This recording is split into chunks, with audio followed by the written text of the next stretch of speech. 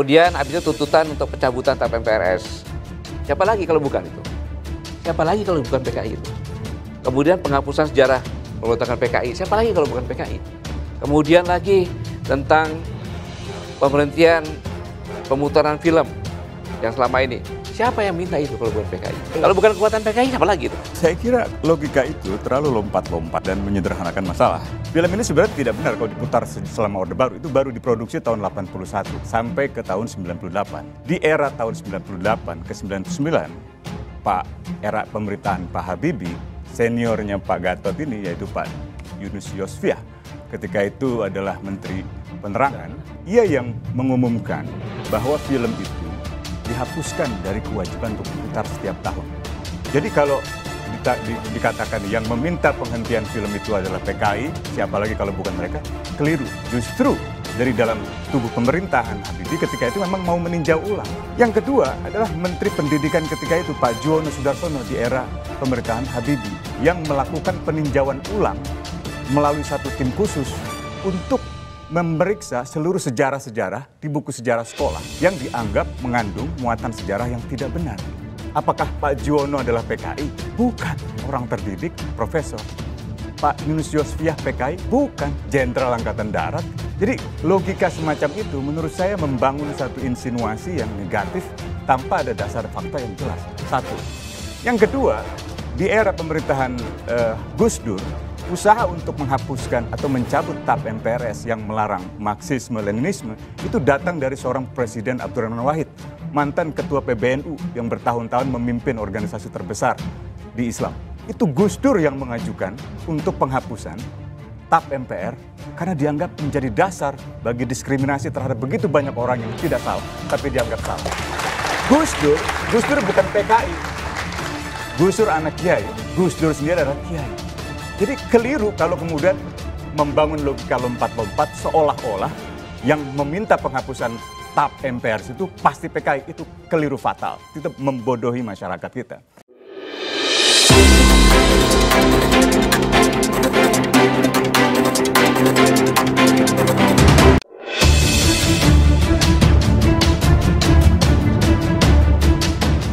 Gagal total. Itu mungkin makna yang paling tepat untuk menggambarkan manuver politik mantan Jenderal TNI yang boro-boro memajukan militer TNI saat ia menjabat Panglima. Yang terjadi ia menyimpan ambisi untuk menjadi presiden, baik secara sah maupun kudeta sebelum 2019.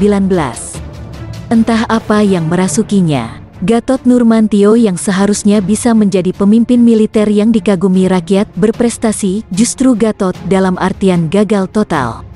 Bukannya dianggap brilian, ia justru dijadikan bahan lelucon. Bahkan di depan umum, ia dipermalukan dan terlihat bodoh. Bayangkan, Gatot Nurmantio menuduh seniornya sendiri di Angkatan Darat, yaitu Letjen Purnawirawan Yunus Yosfiah, sebagai PKI. Lebih konyol lagi, ia menuduh Gus Dur adalah seorang PKI.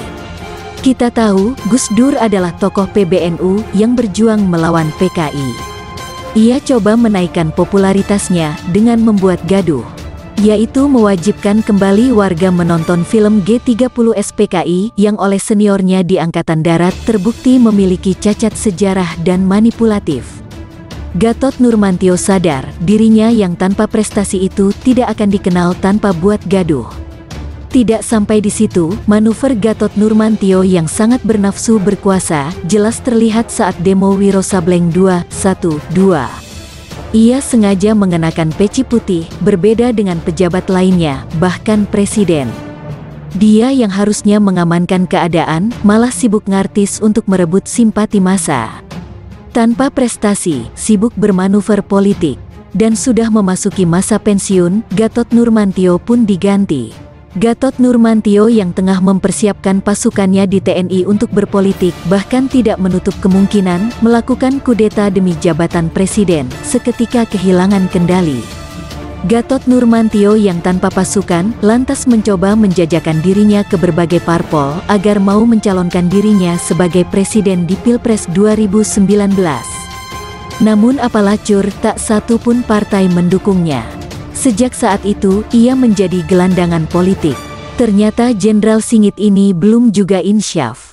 Mengerti dirinya tidak akan dilirik parpol, satu-satunya lembaga yang secara sah dan konstitusional dapat mencalonkan presiden, Gatot Nurmantio membuat huru-hara lainnya.